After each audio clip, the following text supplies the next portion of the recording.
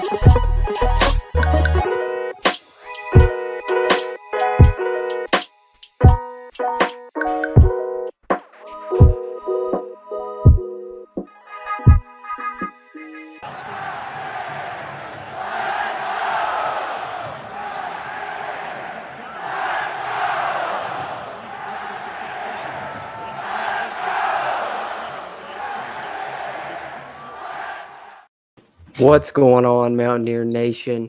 It is game week, so we are here for our live stream Q&A, the final one before the reincarnation, the return of the Backyard Brawl. And we've got the full team here tonight. What's going on, gentlemen? What's up? It's game week. Let's go. Eat shit, Pitt. That's right. Yeah, Steven, how you feeling? I've got the pit in my stomach starting to form a little bit more and more by the hour, it feels like. So I'm definitely in game week mode. Absolutely.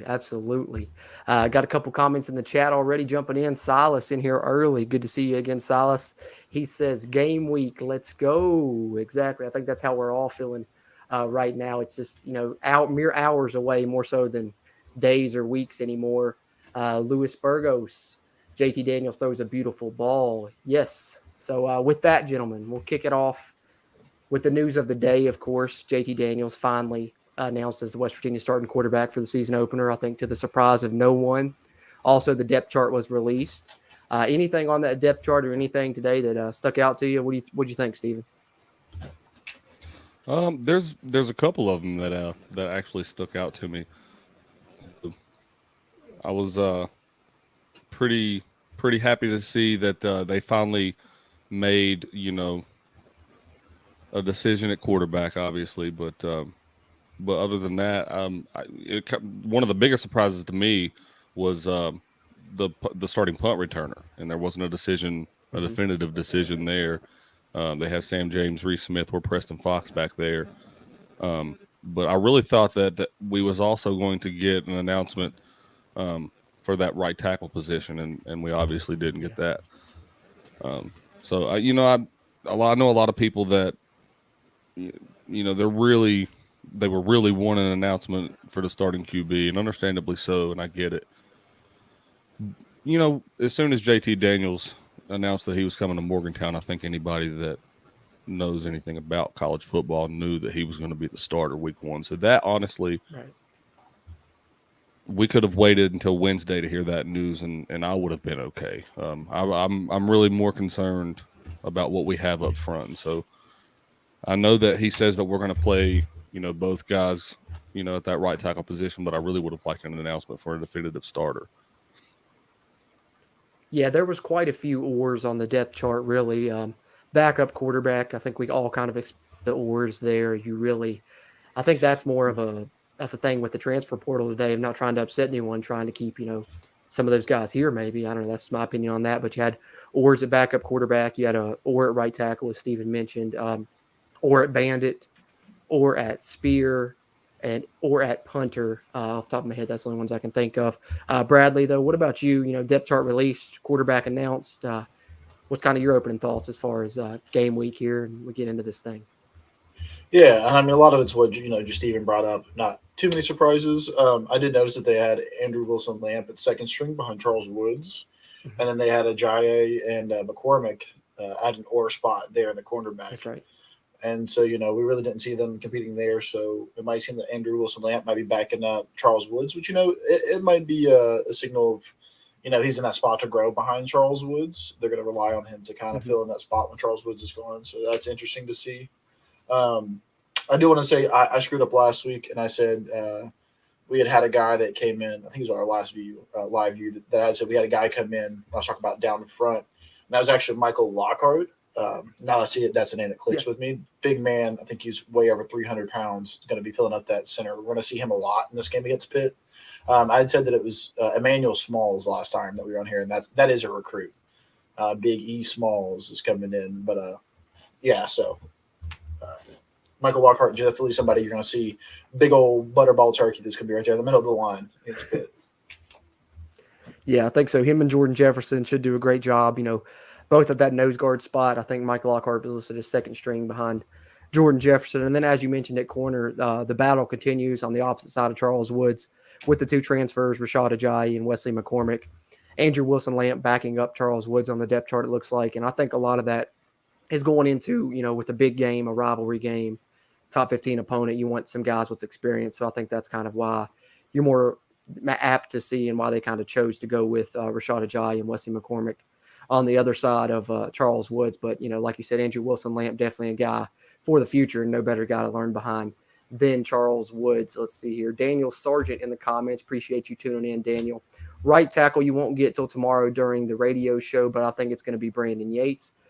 Very possible. I mean, Brandon Yates and Jaquay Hubbard battling it out there, but I'm still not ruling out seeing Doug Nestor slide out to right tackle and Jordan White popping in at right guard. Steven, what are your thoughts there? Yeah, I wouldn't be surprised at that either. I think at this point, I think you need to, as I've said before, you need to find, the best pieces that fit. And if that, is the best piece that fits, obviously experience wise, then I think that's what we need to go with. But I don't know, with the way that Coach Brown talks, I don't really know how to feel, because, anytime he's asked about it, he doesn't really say anything too much one way or the other towards one guy. He just says, we're going to play 7, we're going to play 10, we're going to, he just, that's really all you get. That's one thing that stuck out. So, yeah. Well, that's one thing he said that stuck out. Yeah, because he mentioned like he said, other than quarterback and maybe specialist, he said those are the only positions where really one player plays. He said all these other spots you're going to see multiple guys, a rotation. I think especially on defense, wide receivers, and then like you said, I think he said they're comfortable with 6 or 7 offensive linemen or something like that. So definitely going to be interesting to see how that plays out. I definitely think we'll see some rotation there. You'll probably see Yates and Hubbard at right tackle, and maybe Nestor. What are your thoughts there, Bradley? Right tackle, anything you want to add there? Yeah, I mean, I'm expecting Brandon Yates to come out and get the start, and I think that's just out of sheer – he started last year at tackle and kind of moved out there, so I don't really see them putting – if it was Jaquay Hubbard, they would have him starting, you know what I mean? Or this is kind of my feelings about it. And, yeah, I definitely wouldn't be surprised, because Neil Brown has said that you're going to see 7 out there playing, and Jordan White's really been pushing hard, and he's going to be an amazing player for us in the future. So, yeah, seeing Doug Nestor slide out there, I just am not too sure of when that's going to be or what it's going to take, for them to kind of mix that up. But I just hope that we're able to kind of look at that weakness and kind of attack it, because I know that they're going to attack it. So, yeah, that's about where I stand on that. I have been a proponent of right Jaquay there Hubbard, with you. though. I think Jaquay Hubbard is going to be the answer there later on in the season. And so, I mean, I'd like to see him get in there and do a great job, but hey, it's going to be whatever's the best for the team at the moment. Exactly. That's why I agree. Whoever the best 5 is out there on the offensive line, whether if you feel like Jordan White's one of the best 5, put him out there, slide Doug Nestor out to right tackle. I'm fine with that. I just want the best 5 linemen that's going to give us the best chance to win. For sure. Continuing here to catch up in the chat a little bit. Eric Cruz, it's going to be a playoff game atmosphere sellout. Let's go. Mountaineers. Exactly. That's I can't wait for this atmosphere, gentlemen. I don't know about you guys, but I mean, I'm chomping at the bit. It seems like this week is dragging by. Yeah, it absolutely is. I think every time I looked at my phone today to look at the clock, it seemed like it was an hour before. Yeah. Look at it at 4 o'clock and feel like, man, I feel like it was, you know what I mean? Like, yeah, luckily I got 2 11-hour shifts in a row, so my next 2 days should go by pretty quickly. Nice. Yeah. I have an was off day off tomorrow, today, so it kind will of drug, but yeah, I was going to say I'm Yeah, I off was about to tomorrow, say- so it will for sure drag by. Yeah. yeah, definitely. That's how I was today. But I worked Tuesday, Wednesday, so hopefully I'm in the same boat as you, Brad, and it flies by. And then next thing I know, we're on the road to Pittsburgh. Hopefully, Paul Riggs, nice to see you in here. Don't think I've seen you in here before. He says Mountain Man 682. Hello, guys. Go Mountaineers. Absolutely. And then goes on to say here, WVU 10-2 and wins the Big 12. I mean, I would be ecstatic with that for sure. I hope so. Yeah, let's hope so. Daniel Sargent on Facebook, thank you for tuning in. Really appreciate that. And for chiming in. Jasir Cox and Marcus Floyd going to be big names this year. Yeah, I think that they're both going to be impact transfers. Marcus Floyd starting, Jasir Cox kind of a co-starter with Davis Mallinger. But that kind of did want to talk about the spear position a little bit. You know, that's one of the oars on the depth chart. What are your guys' thoughts? In my opinion, I think that they're listed as oar because, like I said, they're kind of co-starters to me. I think, you know, Jasir Cox may see more playing time against Pitt just because he's a bigger body and they're going to run the ball more. But, you know, passing situations, I think you'll see more Davis Mallinger in there because, you know, he's fast, you know, maybe the fastest player on the team and really good coverage skills. Jasir Cox, you know, kind of more of a linebacker, leaning more of a linebacker to the linebacker side of the hybrid, whereas Davis Mallinger leans more to the safety side of the hybrid. But what are your all's thoughts on, you know, Jasir Cox, Davis Mallinger, and the spear position? What do you think, Stephen? Yeah, I think that's going to be one of those positions along that secondary. It's going to be, I guess you could say, scheme dependent. You're not really going to have really one guy that's going to start. It's going to be, you know, every game it's going to be dependent on who we're matched up against of really who starts that week. And you know, that's only a few positions along that secondary, but the spear is obviously one of those. That left outside linebacker, or the left cornerback. I'm sorry, not left outside linebacker. Left cornerback is, you know, between Wesley McCormick and Rashad Ajayi. That's another one. Obviously, I've said before that I think Rashad Ajayi is probably going to win that position, but I think he's probably the overall player if I were to, you know, give my opinion right now. But we obviously haven't seen the product on the field yet. So, but yeah, I think that I'm excited for what this secondary holds. Because of that, because I like the interchangeable pieces, and you know that really it throws an offense off when they're trying to scheme for that throughout the week. Definitely. Brad, anything on the spear position or Jasir Cox, Marcus Floyd? I mean, I wanted to touch on Jasir Cox a little bit. I think that he's got some of the highest potential out of all the players that we picked up this off year. I really love that North Dakota State pedigree. I think that that's just a born winner there. And, you know, in that backfield, I feel like Jordan Leslie has always had his guys ready to go. He's been able to provide back there even when we've lost stuff in the last 2 years. And so I feel like this is the first time, and they've mentioned it before, that this is the first time that we really have the athleticism and everything back there that we want. And so, therefore, like, I think that this is the first time I feel that we have not just talent back there and athleticism, but we also have a hunger back there that we haven't seen yet. Because, you know, a lot of our guys were good coming in, ended up bouncing to bigger programs kind of to fill that hunger need, you know what I mean, to kind of fill that challenge need, where these guys are, you know, stepping up into that position now and they're coming here for the challenge as opposed to, you know, already being here and expected of them. But yeah, I think Jasir Cox is going to be a big name that's going to come up, especially in the Pitt game, because he's going to be really needed to help slow down that run game, which is going to be really crucial to our win. So yeah, I think that he's definitely going to be has the potential to be one of the standout transfers outside of JC Daniels that people will really recognize and say, who's that guy?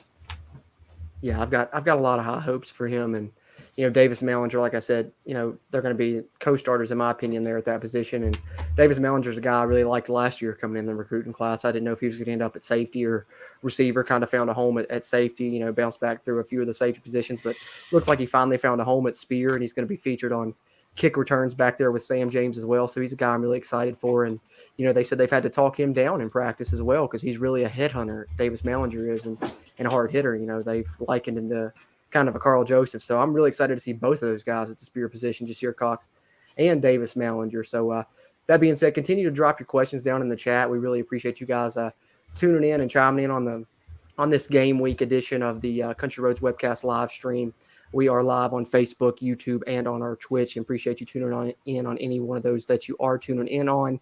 Hit the like button if you're watching on Facebook. That helps. And then subscribe if you haven't already. Helps us, helps get more of this Mountaineer football content out to Mountaineer Nation. That being said, gentlemen, we'll let the chat dictate it pretty much. But, I've got to, of course, the main topics were, to me, the quarterback and the depth chart. And then later in the show, I got a couple other little talking points I want to get to. But what about you guys? Anything that you guys wanted to bring up as a talking point? I think. Go ahead, Sue. Sorry. Oh, right. I was going to say, I think one thing that really interested me earlier in terms of quarterbacks that don't refer to JT Daniels was that he said that there's still an ongoing position for the backup quarterback. Mm-hmm. I think that's something to take note of. And then on top of that, I think he said they're going to play 3 guys at running back. I would be willing to guess that third guy would be C.J. Anderson. Donaldson, sorry. Not Jalen Anderson. Yeah. It's Jalen Anderson. Sorry. Yeah. It's whatever. I'm wondering if Jalen Anderson's injured, because I know that Neil said there's a couple players banged up. He wasn't going to talk about. Jalen Anderson has been mentioned in a couple weeks, so I'm kind of wondering if he's one of those injuries. Yeah, I mean, you would hope so, because he was one of our highest recruits coming out of the class of, I think he was in the class of 20. He made it here halfway through the season last year or something like that. And so, he was a 4-star running back recruit out of high school and didn't make it here because of academic issues. And so I don't hope the young man's injured, because that's a serious thing. But I feel like I would like to rather tends towards an injury rather than academic issues or maybe even, disciplinary issues. Right.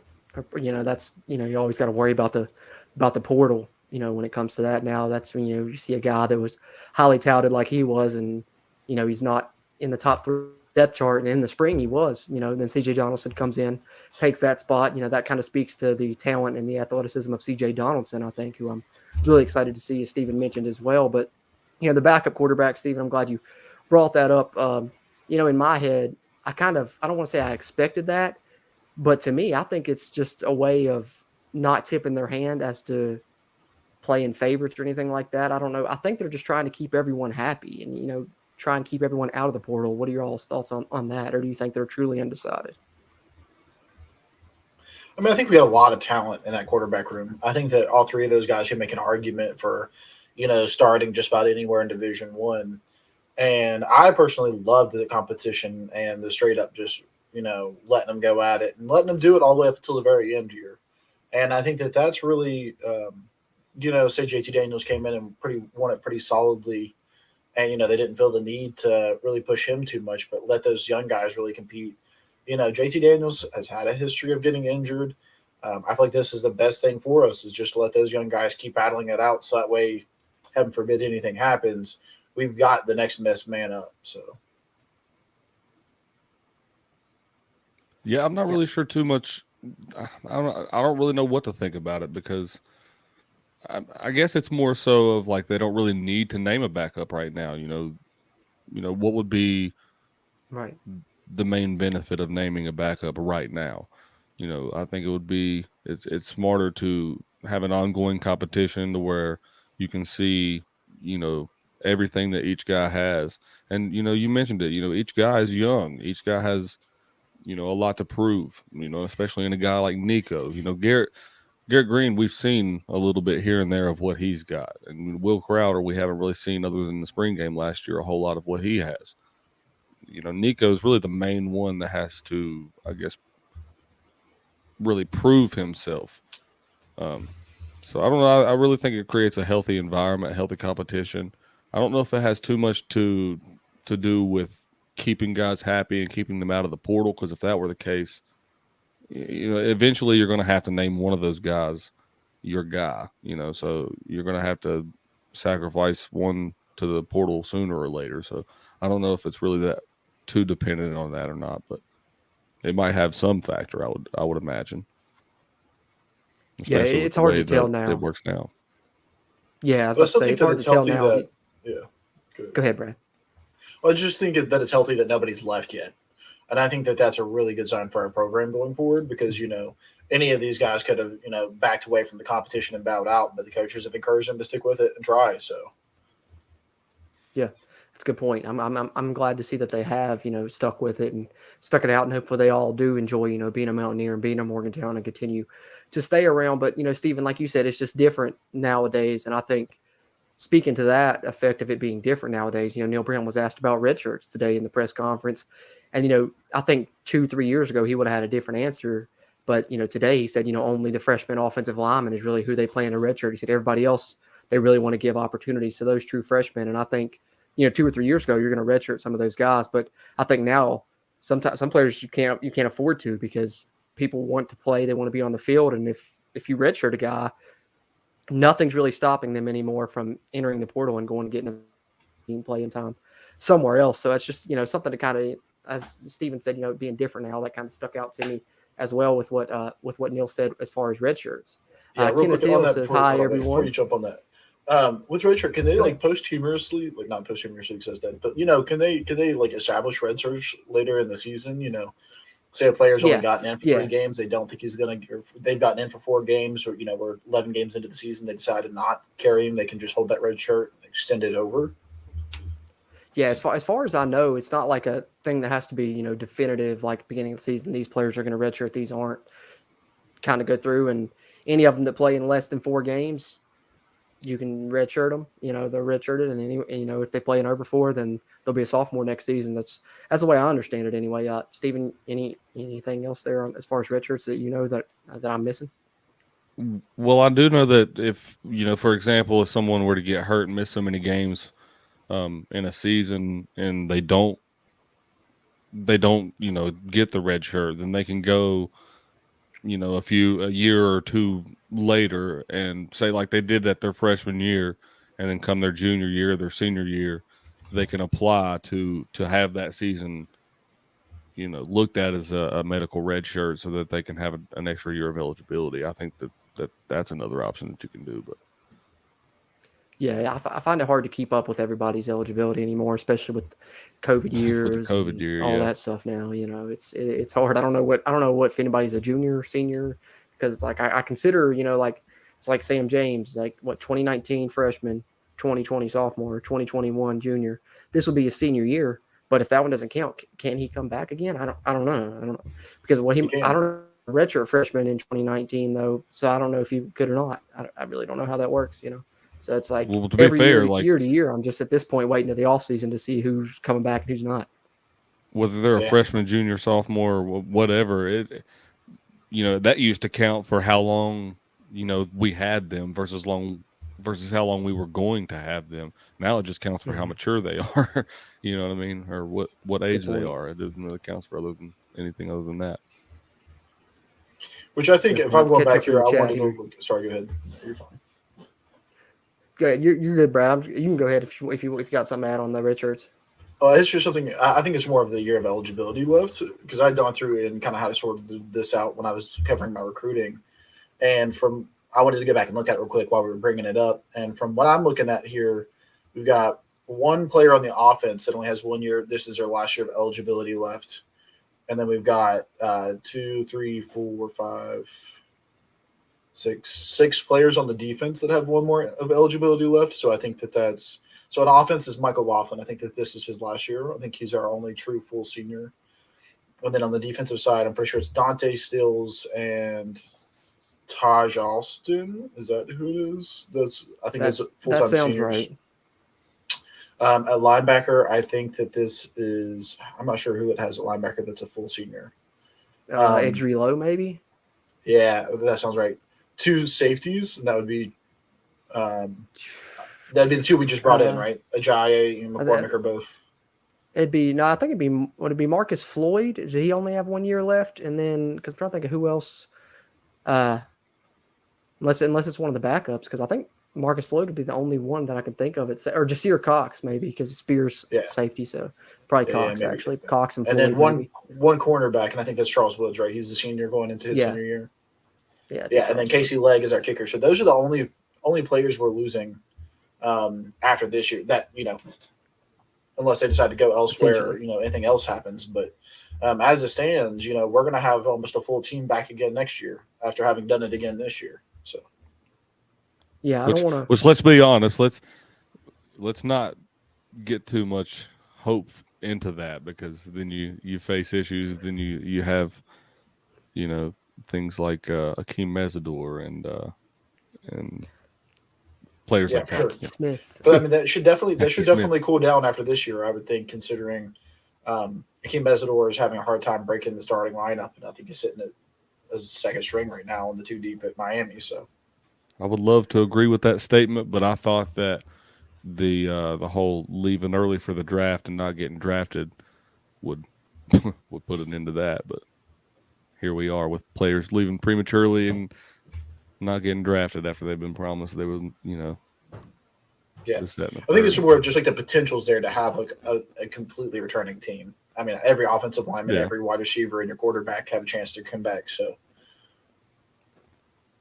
Yeah, it's very interesting. The future could be bright. It's just depending on how it develops year to year. You never really know till the off season hits. Like you said, the grass isn't always greener. Look at Rashawn Miller, didn't end up cracking the lineup at Auburn. Like you said, Mesidor having a hard time now. And, that list continues on. So hopefully some people look at these other people that have made these moves and like, well, that didn't exactly work out for them, but hasn't stopped them so far. So who knows? But I'll catch up in the chat real quick, gentlemen, and then we'll continue on with anything you guys want to talk about. Kenneth Hill says, hi, everyone. Kenneth, always glad to see you in here. You're always in the comments on all our podcast episodes and live streams and everything. And we really appreciate you tuning in as much as you do. You're a great Mountaineer fan, and I can't say enough about that. Paul Riggs back again. He has us going 4-0 to start. Paul, I don't know if you've checked out our season 5, episode 129, 2 podcast episodes ago now. We all made our predictions as well. And 2 out of the 3 of us, I won't tell you which ones it is, have us starting 4-0 as well. So that's good. We're kind of in agreement, partially. Dustin Reed on Facebook. Appreciate you tuning in, Dustin, as always. I'm hoping they figure out the O-line soon so they can get reps together in gel. They're going to be a huge key to our success. They'll need to get that sorted out before going to Blacksburg for sure. Yeah, I mean, I hope they got it. This game's going to be a really big test with Pitt's defensive line for sure. So that battle of right tackle worries me a little bit, boys. I'm not going to lie, with how Pitt is and their defensive line is. Yeah, that's the main reason I wish we would have found out a starter today. But it is what it is, I guess. Let's see here. Kenneth Hill.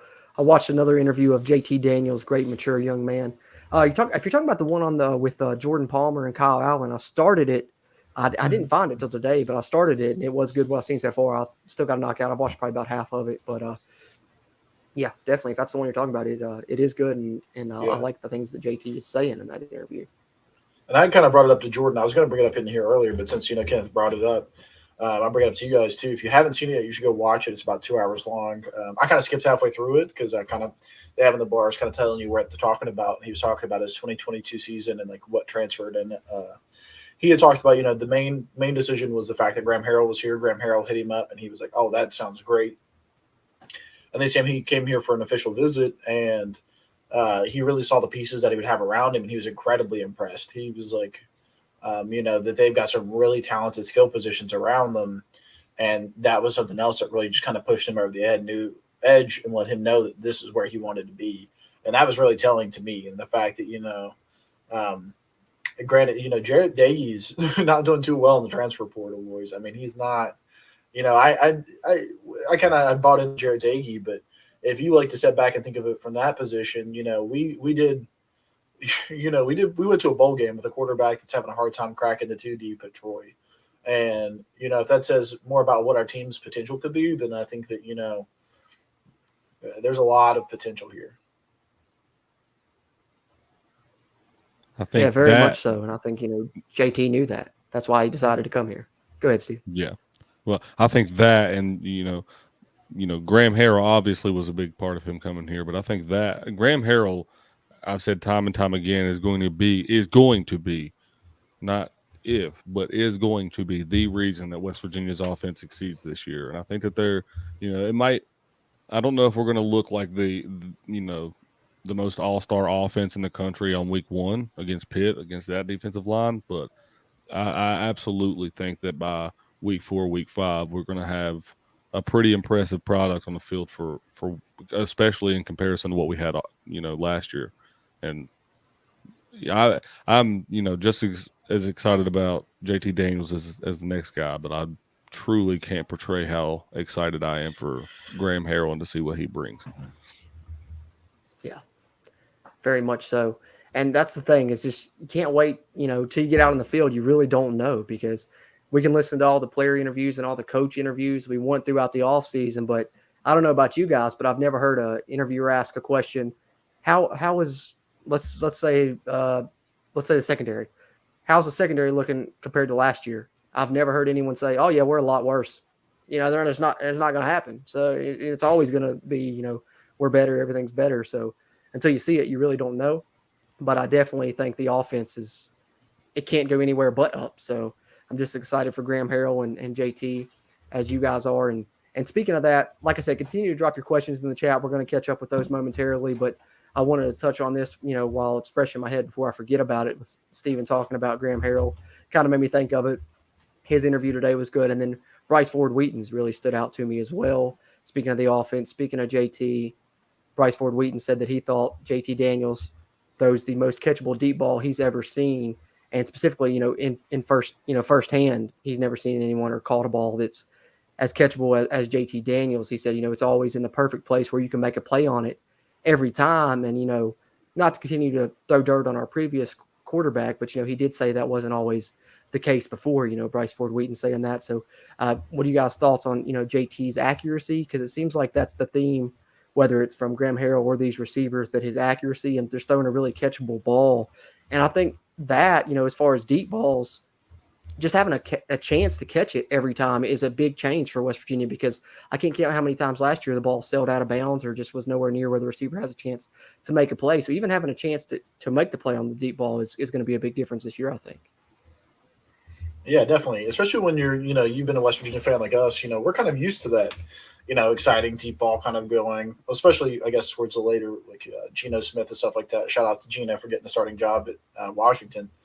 But, we've kind of gotten used to that air raid, throw it deep, watch it get exciting and stuff like that. So, it's really perks your ears up when you're a Mountaineer fan hearing that, because, we haven't seen it under Neil Brown. And a lot of that is due to the quarterback, And so it's going to be hard to see that in the Pitt game with the kind of defensive line they got. And so, we might see that later in the game, but, it's definitely just a positive in any light to hear that we might have some explosive plays. Yeah, absolutely. I think that when we first heard about JT Daniels, I think that was one of the things that we had talked about was how excited we were about his accuracy. And, it's well noted how, Jared Dickey wasn't that accurate of a quarterback, especially with his deep ball. But the one thing that stood out to me on what won him the job for West Virginia was Coach Brown said that it was his decision-making, which I thought was the most glaring problem for Jared Dickey last year. And I said that time and time again. I remember so many times after a game sitting here, talking about how bad his decision-making was, whether it be holding onto the ball for too long whenever he would need to get rid of it, or the complete opposite and, need to get he would get rid of it in times where he would need to hold on to it. He would throw into double and triple coverage almost pretty much every single drive, it would seem like. He would make problems for himself. And so I've always thought that he wasn't the best. He was a good quarterback if he could make the right decisions, because if you take away last year and you just go by the year before when Jared Dickey was running that offense, we would sit here and say, he wasn't the best quarterback. He isn't the best quarterback, but at least he doesn't give the ball away. And then he turns around last year and he gives the ball away pretty much every daggone game.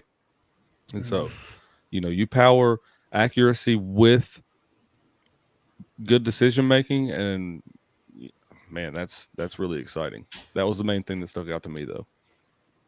Yeah, he has all the intangibles, I feel like. I think, like you said, the decision making, the deep ball, and Bryce Ford Wheaton also mentioned on, I believe it was on the press conference show when he was interviewed by Andrew Caridi. He said that JT Daniels is almost like, in his eyes, like an NFL quarterback, playing college, because he said the pre-snap adjustments that JT Daniels can make and the pre-snap reading of the defense, he's never seen anyone be able to do it that way. Identifying the mic, sliding the protection if it needs to be slid, knowing where the pressure's coming from, getting the ball out quick once the ball snapped. But that's one thing I've heard from several people about JT, that one of his best traits is pre-snap, or being able to read the defense and know what's coming ahead of time. And I think that's going to be big for West Virginia, especially in this opener against Pittsburgh, a team that likes to blitz a lot. If he can identify that, he can make some plays downfield and should help West Virginia's chances in this game. Luis Burgos, doesn't sound like Neil Brown going to use Garrett's legs unless they need him. Yeah, he was kind of asked a little bit about Garrett Green playing this year, and I don't want to say necessarily dodged the question, but didn't really give a straightforward answer on if he would be or not. But what are your all's thoughts as far as Garrett Green getting some action, not only this season specific, but more specifically in the opener? You think we see any Garrett Green, Brad? I mean, I think that it's important to establish the run. As Jordan's favorite stat is Neil Brown was undefeated when we rushed for over 100 yards. And so, if we're struggling to get the run started, I could see him getting some more usage. But then again, you're also really worried because, you get one misread and, Garrett Green could be getting absolutely popped by some defensive ends and stuff like that. And that's just scary considering we have seen Garrett Green kind of be a little loose with the football in his tenure so far at West Virginia. He's fumbled it a few times. So it's one of those things where it's a pretty high risk reward situation in my mind. And so that's why I think that we would have we'd be less likely to see Garrett Green. So hopefully we don't need him. Hopefully we can run without him. And that would be ideal. Yeah, I absolutely agree. I think running the football. I think ahead, that Steve. Yeah, I absolutely agree. I think that you don't really need to use Garrett Green in this game. I think you've chosen JT as your number one guy. Stick with him. The only reason that you would even need to see Garrett Green is God forbid if something were to happen and your number one were to go down, and obviously we're not counting on that happening. So I think the JT is your number one guy, and you should stick with him. And no one's counting on it to be any kind of a blowout game, so you don't have any kind of scenario like that going on. So, yeah, I think it's like Brad said, I think it's too risk reward. Yeah, I'd agree with you guys. I want to see JT, in this game, and really moving forward as much as possible. I think if we see Garrett Green, because I think last year. The usage of Garrett Green was to spark the run game a lot. Run game would struggle, and we'd have to put Garrett Green in there. I know there was a couple times he was the leading rusher in the game. And so I think, if we see Garrett Green again, that's probably not a good sign for our run game. But I'm hoping that West Virginia's offensive line's improved enough that they can open up holes for the backs and stuff that we don't have to go to that point. Not to say that there's not a package that could be broken out, to surprise some team down the road. But I'm with you guys. I think in this opener, let's ride with JT. Like he said, Mountaineer Nation. Let's ride. So let's do it. Let's ride with JT. SC Archer here. Hey, yeah, no. Now that you point that out, it still sucks. Now that you point that out, and the whole, the West Virginia Let's Ride, Mountaineer Nation Let's Ride. Did anyone ever doubt that he was going to start week one after that? I mean, come on. Yeah, I don't know. I think that was blown out of proportion, the whole not announcing a quarterback. I think everybody and their mom knew that it was going to be JT Daniels. So, I mean, that's like even I don't know if y'all saw, but Pat Narduzzi had a press conference today. I think it was a little bit before Neil Brown's press conference, and Pat Narduzzi said JT Daniels is going to be their starting quarterback. I know they haven't announced it yet, so I'll announce it for him. Literally, that's literally what Pat Narduzzi said. So I don't know. I just hate that guy more and more as we get close to the game. But I digress. He said what now? I missed that. What? Narduzzi said during his press conference, which I think was before our depth chart came out and before Neil, announced it. I think it was like an hour before. But in his press conference, he said, JT Daniels is going to be their starting quarterback. They haven't announced it yet, so I'll announce it for him. And then he said he went on to say he's watched every throw JT Daniels has ever thrown in a football game or something like. I don't know. I don't care. Which could mean that he's scared of JT Daniels. That's what it sounds like to me. I think that confirms the gamesmanship thing. Definitely. I mean, shots fired already. So it's gonna be nice because the coaches even we talk about the players and the game hasn't been played in 11 years, and these coaches have learned about the rivalry and they're trying to teach it, but until they're in it, I don't think they truly realize what it's going to be either until you coach in that game, play in that game, experience that game. You can talk about it all you want, but it's going to be a different animal when you get in there. I don't know. on Thursday night. I agree to a point, but I also disagree to a point. I agree that they won't know exactly what they're getting into until Thursday night. I agree to that point. But I also think that a lot of people, at least on West Virginia side, and it seems like on Spit side too, that they know about this rivalry and they are very bought in. There's players chirping back and forth already from what I can tell. The coaches, you can already tell the mind games already being played. And I 1000% believe that, each shows you hear talking about this is on a preview, it's like, well, these two teams haven't, nobody on these teams have played in this rivalry. And, they don't really know what it's about. There's plenty of people on both sides of this rivalry right now that grew up watching this rivalry. And we're at that game that what I'm talking about. I'm not going to say the specific game that I mean, but we're at that game and remember feeling the way that they felt that night. And I promise you, they remember that. I don't care what age you were. It was like 9/11. You know what I mean? Like, where you were and what you were doing exactly at that moment. So I 1000% believe the emotion will be there. As it should with a rivalry game of this magnitude making its return. And it's going to be an awesome atmosphere. That's for sure. Louis Spurgo says, I think it was Bryce who said that JT can throw it 40 or 50 yards between two defenders. Hair on my arms jumped. I think it might have been Charles Woods. I can't remember. It was one of the two, but yeah, I heard that as well because they were asking about his accuracy and kind of asked him to elaborate on it. And I think it was Charles Woods. It might have been Bryce, but I thought it was Charles Woods. He said that, he can throw the ball 50 or 60 yards down the field in between two defenders and put it right on the money. So, just something else to get you excited for JT, I guess. Let's see here. Dustin Reed in the comments again. He said they should just bank on Redshirt and Nico and let Green and Crowder compete for quarterback too. And I would think they've already had that conversation internally. Letting him learn and develop behind Daniels is the smartest thing to do, given that there are no injuries and he isn't needed the majority of the season. Then there would be a different game plan, obviously. What are y'all's thoughts on that? Because I kind of feel like Nico redshirting. I don't think Nico minds redshirting. I think he's learning from JT. I think they have a great relationship, and I think Nico knows this is JT's team this year. Barring anything bad, knock on wood. But I'm fine with that. I'm fine with Green and Crowder. If there's mop-up duty made, putting them in. I mean, you can still play Nico up to 4 games, but I feel like Nico's fine with the red shirt. What do you think, Brad? Yeah, I think Nico's fine with the red shirt. I don't know if I agree necessarily with Garrett Green. It's like the more I think about it, it's like every other day I flip-flop on it. So today I'm feeling Garrett Green, if you're looking at it from like a longevity standpoint, I think that putting in a guy like Will Crowder that's more JT Daniels-esque would be a more preferred route to fit into Graham Harrell's offense, where you're definitely going to be playing a little bit different kind of ball with Garrett Green in there, and you can't rely on the throw as much. And, Goose Crowder has just shown that he has a great arm talent and can really throw the ball. He's got that leadership mentality. And so to me, if, it's coming down to those two, then I feel like I would like to tend towards Goose. Even though they've said Garrett Green has looked better, thrown a little bit better balls, but his decision-making still just isn't there. And so, if Nico's going to redshirt, then I'm tending towards Goose Crowder. And so that's how I feel about it. I like it. Steven, what about you? You think Nico sit back, redshirt, let Goose and Green handle the quarterback 2 duties, or what do you think?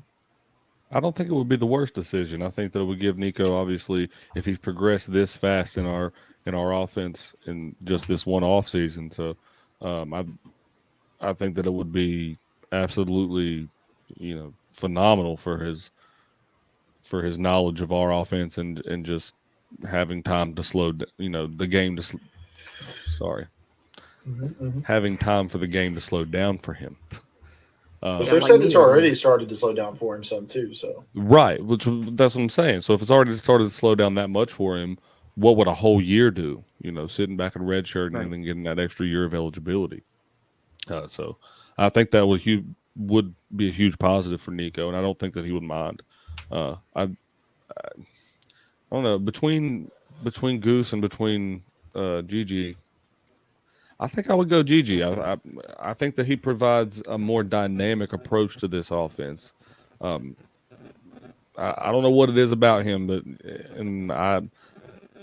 it could be because teams didn't get a chance to scheme against him. It could be because he's just that quick with his legs. But I like the option, and that's not to say anything to slight Goose, because I like him as an option too. But I don't know. There's something about Garrett Green that I like about whenever I watch him play, and I don't know.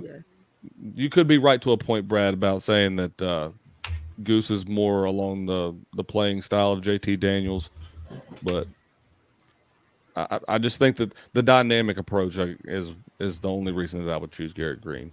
I will say. Well, and you also got to think about like the fact that Garrett Green has had to sit behind Jarrett Dagey for a couple of years now. And so who knows what sitting behind JT Daniels and being pushed by two other great competitors has done for his game. Good point. Good point. Yeah, I think you can't go wrong with either one of the guys. Like you said, Brad, this probably fits the air raid system a little bit more, traditionally, if you're going traditional drop back quarterback. But Garrett Green, like Steven said, just something about him. I think he's got a moxie to him that kind of reminds me of, my personal favorite Mountaineer ever, Skylar Howard. He kind of has that little something to him like that. I kind of liken them to each other a little bit. Garrett Green a little bit faster, but Skylar Howard maybe a little bit better arm, but who knows? We haven't really seen Garrett Green's unleashed. But I definitely think Nico's probably heading for a red shirt, because like I said, he could play mop-up duty up to 4 games and still have that red shirt. So I think we're looking at red shirt freshman Nico next season. Who knows if JT will be back? Hopefully he has a great year and goes off the NFL after leading us to a great season. But I wouldn't be mad if he came back. But I think if he's leaving, then that means we've had a good year and we let those 3 battle it out again next year. I've got a question for you though. Yeah, can we talk about that? It's just a random question that came to my mind. Nico, plays in 4 games this year and has a chance to redshirt. What 4 games are you choosing that he plays in?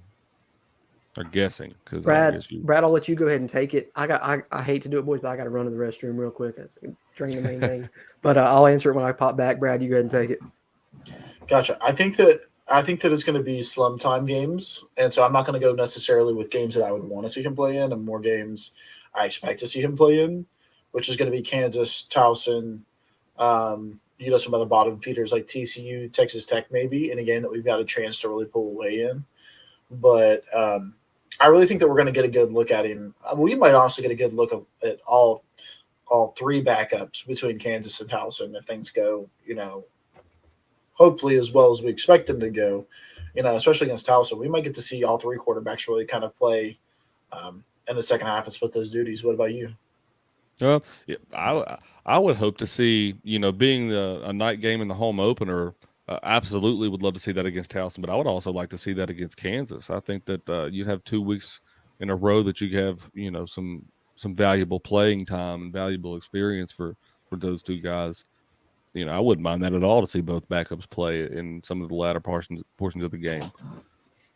I like that. I think that we seen that. What was it? A couple years ago against Baylor that we had a night game, and I believe that they played 2 of the backups. It was Jack Allison and who else did they play in that game? It was the game where he did the finger thing. Trey Lowe. Kind of look. Who else was? Hey, Trey Lowe, I believe. WVU Stradamus. Tell me who. Tell me who was the other backup quarterback that played in that Baylor game when Jack Allison did the finger thing. There was 2 backups. Trey Lowe, probably. Was it Trey Lowe? Trey Or Lowe? was it Chugginoff? It might have been Chugginoff, but I feel like it was Trey Lowe. I think it was Will Greer, Jack Allison, and Trey Lowe as the quarterbacks that year. But I could be wrong. I can't remember. But I know that was when Jack Allison had the. He's going to ask you the question and not believe you when you say it. I know, right? Silas says Will Crest. I apologize. William Crest? That's who I was going to say. Thank you, Brad. I thought it was William Crest. Now, I think that because Will Crest was 2016.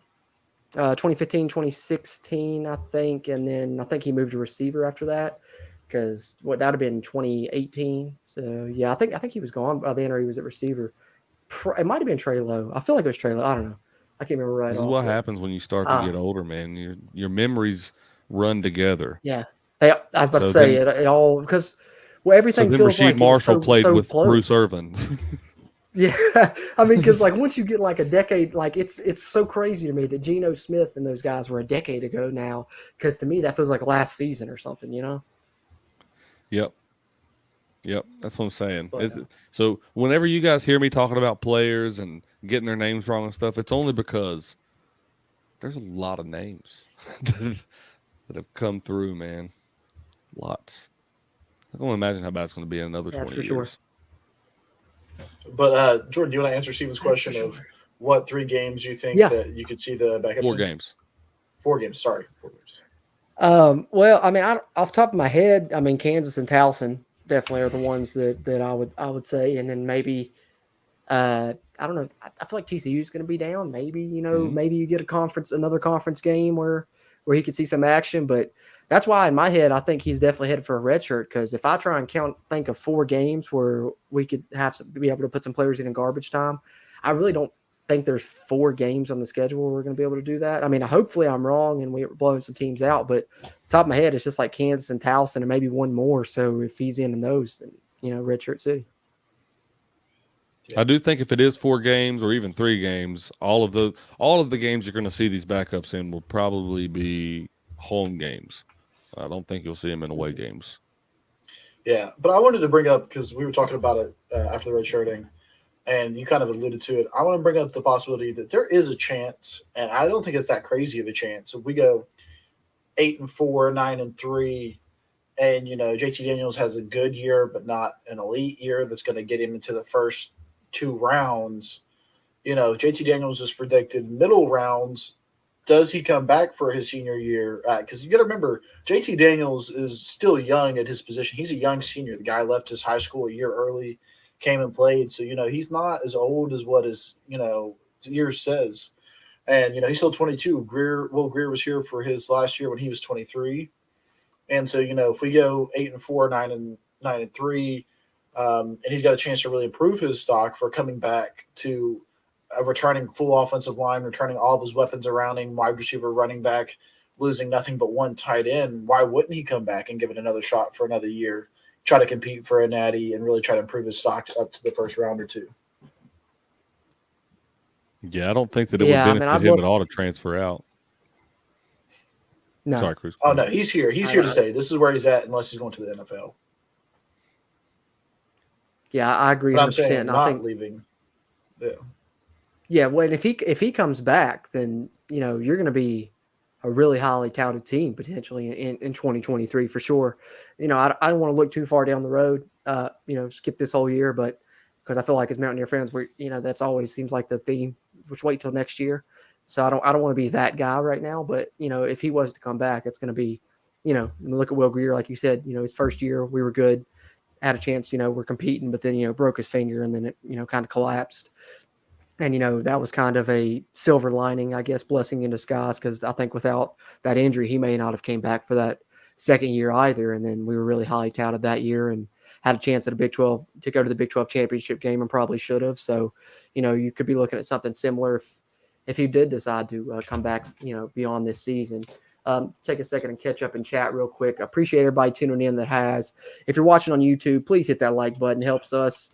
Helps this video's performance, helps future videos performance, and just helps the channel grow as we continue to try and grow the Country Roads webcast community throughout Mountaineer Nation. Subscribe if you haven't already. Helps us, helps you, helps get more of this Mountaineer football content out to Mountaineer Nation. If you're subscribed, click the notification bell. You can be notified when we go live throughout the season as we continue to do so and provide you guys with Mountaineer football coverage for the 2022 season. We are live on Facebook, YouTube, and Twitch, and appreciate you guys tuning in on any one of those platforms.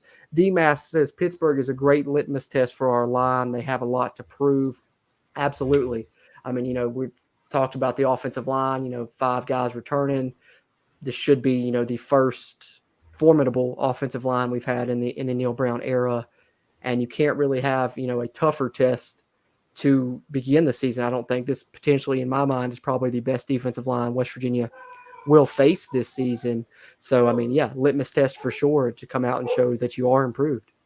Yeah, I was going to say it's the test, not just a litmus test. It is the test. If our offensive line holds up against Pitt's defensive line, Big 12 will be on alert.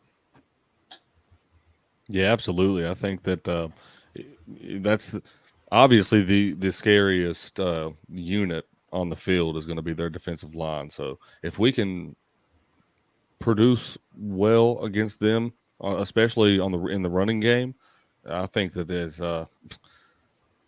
sky isn't even the limit for WVU this year. I think it's beyond that because this is a great barometer for our team in week 1. Yeah, very much so. Great question here from Louis Burgos here in the chat. How can the defense be better if the corners are able to play man-to-man now? Hopefully. They may not have to disguise it anymore. And as far as that goes, that's great that you brought that up, Louis, because that's one thing Jordan Leslie's interview today that stood out to me at the press conference was he said, I'm trying to think of the exact quote, more or less. I'm paraphrasing a little bit, I guess, but he said, since they've been here the first 3 years, I believe the term he said was hamstrung. He said, we've been kind of hamstrung about what coverages we could run. He said we could only run certain coverages. They were limited. So not only was it zone coverage, but they were limited in the type of zone coverage they could run, and they didn't run any man virtually. He said, anytime they showed man, it was just a disguise for their zone. So very much so, I think the defense can be better because the secondary can play man and they can play different types of zone coverage, according to Jordan Leslie today. So, I mean, that's got to make your ears perk up and make you more excited for this defense that it potentially can be even better on the back end.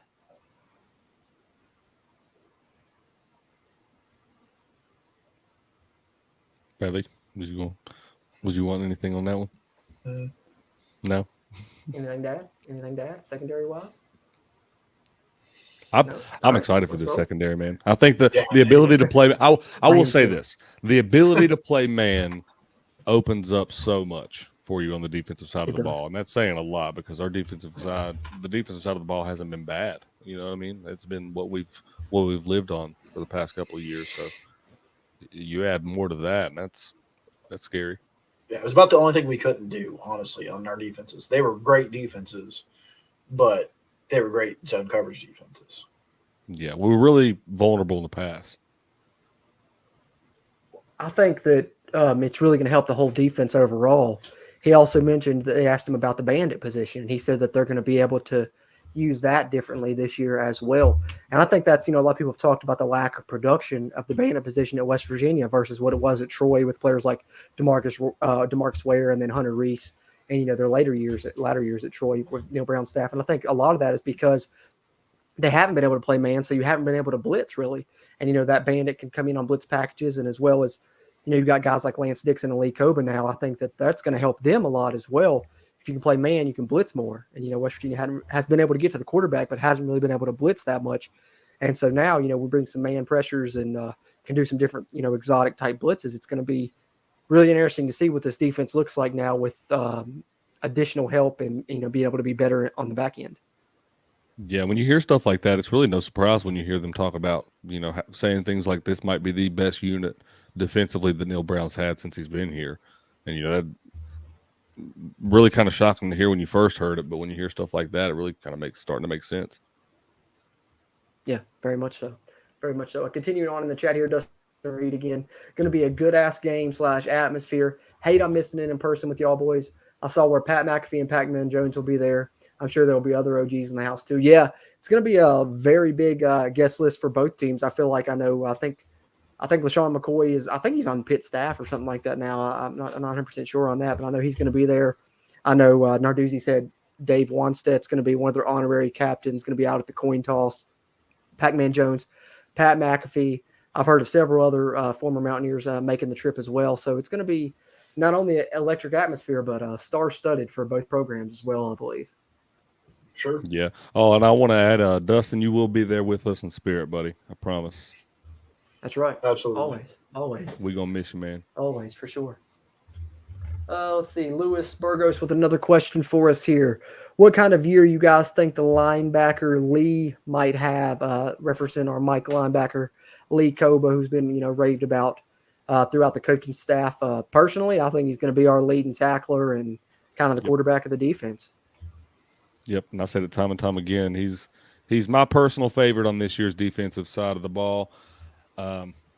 I really like the energy that he brings to the position. I think that he's a really good leader from everything that I've heard the coaches speak about him. I think that he's just a natural for the position, and especially when you lose somebody like Josh Chandler-Samito, who was such a good player at that position. I think that Lee Koba is going to be a great fill-in for it.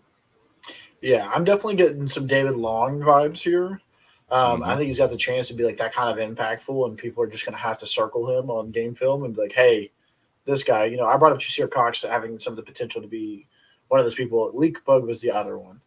And I know Silas brought it up down here. He asked Luis if he had saw Lee K's picture on Twitter. And I just wanted to go ahead and bring that up because I was going to bring it up anyway. But he looks scary. I mean, the guy looked absolutely terrifying out there with that picture. I mean, he just looked ripped as hell. And that's just like a guy. I was running back. I'm going to feel it every time that guy touches me. Yeah, his arms are massive. What? Wait a minute. What? Anyway. That gave What me his arms pause. are? They're massive. He's got huge biceps, man. Did you not see the picture? It's like friggin' vein running through there. I mean, it's it's a ripped dude. It is what it is. Yeah. No, yeah, I get it. Yeah. Let's see. Grant Wiley, Esquire. PG Appreciate you always chiming in as well. Fortune isn't even starting at UTSA. I did not realize that, but like I said earlier, grass isn't always greener. But I don't think it was his choice to leave. If I'm being honest with you, I think that was more of a less. Maybe he'd be better off somewhere else. Type situation. I think a lot of these cover guys are a lot better. Hey, Cruz. How's old What's up, man? How's old Daryl Porter Jr. doing these days? Oh man, Just me and that guy, we have a tortured history. I went out on a limb. The guy's a for him in lockdown 2020. cornerback. I went out on a limb in 2020. I had a little inside baseball for you guys. Check out the Eastern Kentucky preview from 2020 if you want to know what we're talking about there. Daryl Porter was apparently mentioned as a lockdown corner a couple times by somebody on this show. I don't know who was that. Wouldn't have been me. Sean Mathena, I know our offensive line is supposed to be improved, but I'm curious if we are improved enough to hold up with their defensive line. What's y'all's opinion? I think, Grant Wiley said it best, in the reply there. That's the key to the game. I think that's the key to the game, for me. Not to spoil our Backyard Brawl preview and prediction show too much, but my key to victory was protecting the passer because Pitt's secondary is spotty. If you can have time, give your quarterback time to throw. And their two losses last year, they had a coverage grade of, I believe, 45 and 49 in their losses to Western Michigan and Miami in the regular season. Every other game, their coverage grade by PFF was almost 60 or higher. So to me, if you can give your quarterback enough time, you can exploit that secondary. Pitt wants to stop the run. So if you can run, then you're really cooking with gas in because they want you to be one-dimensional. But what are y'all's opinions on that matchup there as well? What do you think, Brad? Yeah, and I'll kind of go, I'll give a little piece from our preview as well, just because I think that it's so important to the feelings that I have going towards this game and why I think that we're going to come out with a win is I think that the way you play around it is through lateral speed and really stretching the defense out and forcing them to kind of play to the boundaries. Because, as we've all talked about, our right tackle is going to be that weak point, and I think that their defense is really going to pin their ears back and attack that point. So I wouldn't be surprised to see us throw a couple screens in behind that for Sam James, where he's going to have a chance to really shine and get out there and show what he can do. And, once you kind of do that, they're going to have to pull back a little bit, and then you're going to run it from side to side, hopefully, and make those big linemen kind of chase you around the field, keep them up-tempo, not let them change out. And then once you do that, then you can kind of pound it up the middle with Tony Mathis and Justin Johnson. And I think that there's a real formula for success there. And I think that Graham Harrell's good enough to pull it off. And I think that, we've got the talent around JT Daniels and he's got the decision-making back there to really be able to punish them, because that's one thing about their defense is it's definitely punishable. And, you just got to have a good, competent quarterback that's willing to, make the right decisions and get the ball out quickly, have good feet. And so, I think that we've got the anti-venom to the venom that they're bringing. So, I think if we're going to beat them, it's going to be by stretching them thin and then pounding it up the middle. That's a great point. I love the point about the screens and that being a possible way to, get that defensive line on their heels. Get that pass rush coming at you, dump it right in behind them for a big play. Hopefully, I like that. I like that idea a lot. Steven, what about you? Any thoughts?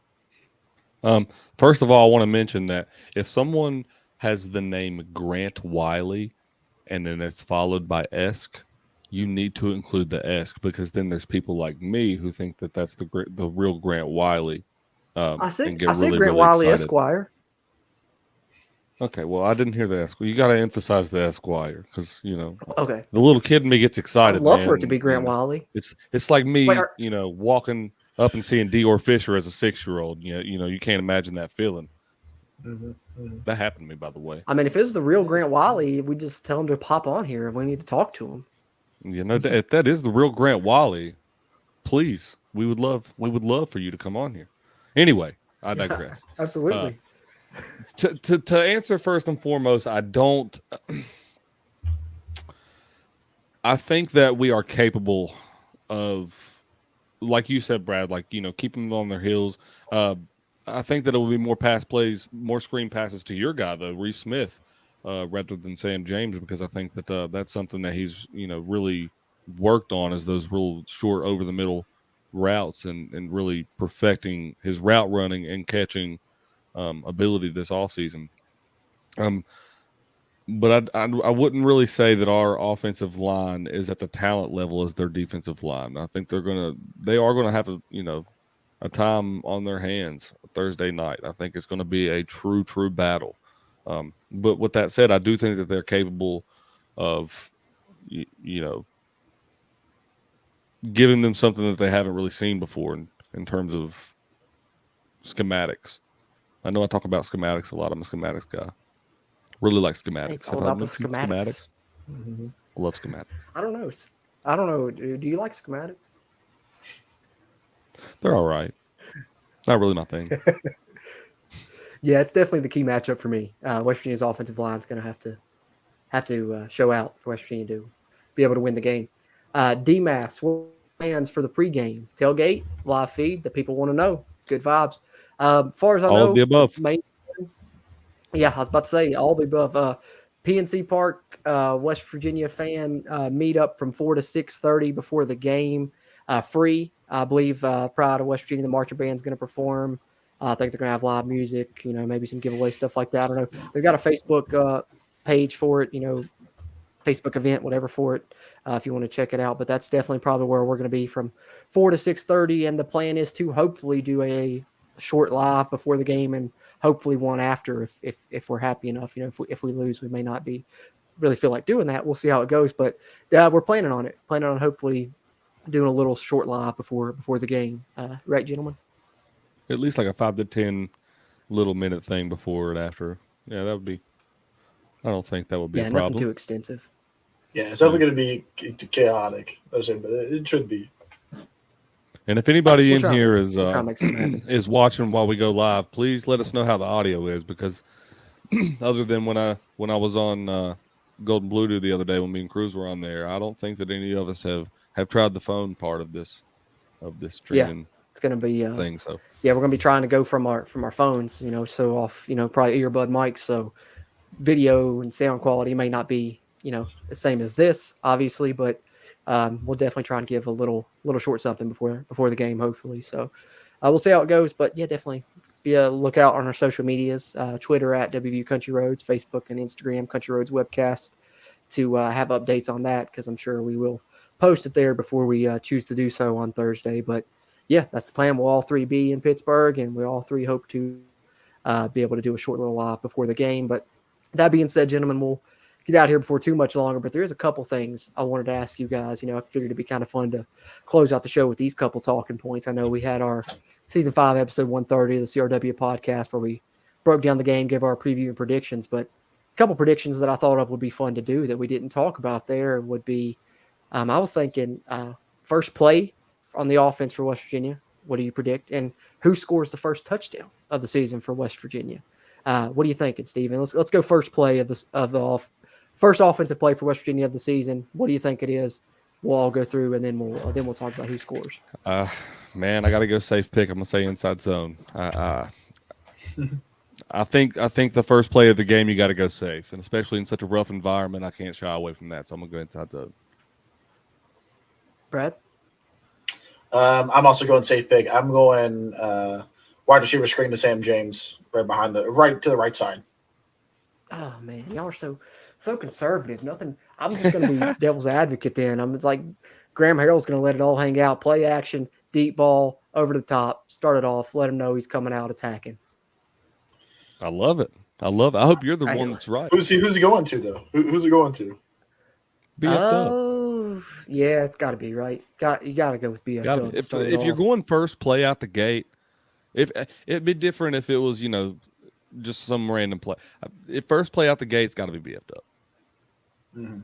Yeah, got to. So let it all hang out. Show them. You're going to be aggressive. You're going to be attacking. You're not scared of that pass rush. Go ahead and throw one over the top. Start it off. Just a little bit. It reminds me of what is it? Y'all ever seen the movie Major League? I think it was. And first pitch he threw it. Their best hitter got it right near the chin. He said, you got to let him know. Got to let him know you're not scared. So hopefully, Graham Harrell does the same. But that being said, first play, that's what we're talking. What about who scores the first touchdown for the Mountaineers this season? Brad, you go ahead and take this one first. Oh, boy. There's so many things I want to say. I think it's going to be Bryce Ford Wheaton. I think it's going to be – I think we're going to do some pretty solid driving. I don't think it's going to be a spectacular thing. I think it's going to be a slant on the 4-yard line into a touchdown. I like it. Steven? I hate to be so bland, but I think it'll be Tony Matt. Okay, I'll say this. I think if we get inside the red zone and then we score, it's Tony Mathis. If it's a big play that scores, I would almost be willing to not even Bryce Ford Wheaton, but Reese Smith. I've heard so much about him. I think that he's got some explosive playability. Yeah, it's just so tough to think that we're going to get a rushing touchdown or really be able to establish the run first drive. Right. Yeah, so so that's what makes me believe that we're not going to be able to get into the red zone and then do that. So I don't know. It's just I think if we're 5 yards out, Reese Smith, I think for that the sake of being different. I know neither of y'all are choosing it. Speaking of, you want to talk about different? Huge on Reese Smith. Yeah, he's going to be good. I'm telling you, he's going to be. Are y'all ready? Here's what it is. This is what's going to be. You ready? I feel like Vicky Valancourt in The Waterboy. That's not a prediction. That's what's going to be. That's what happened. Charles Woods, pick 6. Again, if that happens, I'm not even going to cheer. I'm just going to look at Cruz. And then I'm going to leave. I'll probably leave the stadium and go straight to a lottery place. See, this is I'm pretty sure you said this last year against a team. You're like, I think I did. I think I did actually. And I'm like, you were picking a man. I said Daryl Porter picked 6 last year. He loves the idea of just that Darwin Cook, momentum change in a game. He was like, yeah, my cornerback's going to pick it off on a post route and take it a full 80 back to the house. Hey, it's wishful thinking. The only chance your quarterback's running one back is if they catch it, on a screenplay or something. I'm gonna will it into existence. What it's gonna be. Will it into existence. Exactly, Stephen. You got it. All right, gentlemen. So that's all I got, really.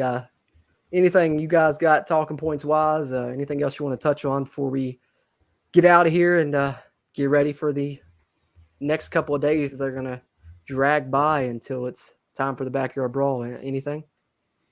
Nah, boy, I think it's all over except for the playing at this point and the shit talk. That's right. We're just ready to see it. Steven, anything? I got something, man. Can we please, for the love of God, get a starting punter announcement? Steven ain't worried about the quarterback like everybody else. He wants to know who's going to be punting these footballs. I've got to know. Are we getting Casey Legg or are we getting Parker Grotehouse? I cannot sleep at night. I've been going to bed at 5 o'clock every night because I can't find out who the starting punter is for West Virginia University. Can someone please find out who's getting the information from these guys? Because neither one of those guys are going to be starting punter. That's our kickers. No, wait, I completely missed it. Who did you say? He said Parker Grotehouse or Casey Legg. Oh, did I? It's Colton, I didn't even pick up on it. Colton McGee I didn't even pick up. Yeah. And Oliver Straw. Colton McGee and Oliver Straw. Yeah, exactly. And I think it's Colton McGee is my bet. If I'm putting money on it, it's Colton McGee. Probably. Yeah, it's kind of leaning that way. I think Oliver Straw might take some time to get things down or whatever. But also I wouldn't rule out situational. Yeah, I mean, I wouldn't rule out situationally. Maybe one's better at long distance, one's better at coffin corner. I wouldn't rule out seeing them both, honestly. Yeah, we got a lot of options to kick. I like because Ollie Straw is also left-footed too. So he's the Australian one, right? He can punt with both feet, I believe, right? Isn't that what they said about Oliver Straw? He could do either foot. I think so. That's pretty awesome. As I like Silas's mentality though, we don't need to punt, boys. Touchdowns all day. Don't need a starting punter. Don't need to know who the starting punter is, Steven. We don't want to see him. You never mind. I retract my statement. Yeah, we'll go with my Silas. Boys, I'm ready. It's Backyard Brawl. We're gonna be there live and in person. You can't tell the energy even on this show is different on this episode. I believe. I feel like we have a pep in our step, you might say. Mm-hmm. I mean, it's game week, and we know the depth chart now. We know the starting quarterback is just I said, exactly. Eat shit, pit. That's what it boils down to, gentlemen. Also, shout out to I guess it was Golden Blue Nation that put that documentary together on the it was good. That was great. Rivalry memories. If you are a Mountaineer fan, you are probably going to tear up at about midway through that thing, and just be forewarned. Good documentary. But yeah. Just be forewarned. Very good. If you haven't checked that out, definitely watch that before the game. Like Steve said, I believe it's on the Golden Blue Nation Facebook page, Backyard Brawl documentary. They talk to Pitt players. They talk to West Virginia players, Tony Caridi, John Antonic. List goes on. A lot of legends, a lot of great memories. Like Steven said, you'll definitely tear up and definitely get you more excited if that's even possible. But that being said, I guess we'll get ready to hop out of here. Like I said, look at our social media, Twitter at WVU Country Roads, Facebook and Instagram, Country Roads Webcast, to find out, any further content that we'll be putting out before the game, which most likely would be our live from the game from Pittsburgh. And then, of course, we'll be back to recap it all and talk about the game, and hopefully Mountaineers starting 1-0 following that as well with our Season 5, Episode 131 of the CRW podcast. It will be. Gentlemen, any final thoughts? Brad, go ahead, bud. I knew it. I love it. Steven? Man, I will say. I was gonna add to that, Brad. I have a Twitter now. If anybody wants to follow me, it is Pitt Still Sucks. So if you want to follow me, got Twitterless Steven on the Twitter machine. I figure if we're going to be having all these people on this show tweeting out, questions and things like that, I might want to see them at some point. Might as well. So it's fun to there's a lot of good stuff on Twitter, especially WVU wise. WVU Twitter is a lot better than WVU Facebook, in my opinion. Yeah, WVU Facebook's trash. No offense to our Facebook. Definitely. Yeah, I have that same opinion now that I've gotten a feel of the Twitter world the past couple of weeks, but I'll also eat shit, Pitt. Yeah, that's no better final thought than that. Eat shit, Pitt, and the Backyard Brawl is back. We can't wait. We'll be there. Hopefully, if some of you are there too, we'll get to meet you guys at the the meetup before the game or whatever. But either way, appreciate everyone that's tuned in. Whether you're tuned in on Facebook, YouTube, Twitch. Hit the like button on your way out if you're watching us live, or if you're watching this on the playback on YouTube. We'll really appreciate that. We'll have more Mountaineer football content coming as the season progresses, and we are super excited to kick off this 2022 season with the return of the Backyard Brawl. That being said, for Bradley and Steven, I'm Jordan Cruz, and until next time, let's go Mountaineers.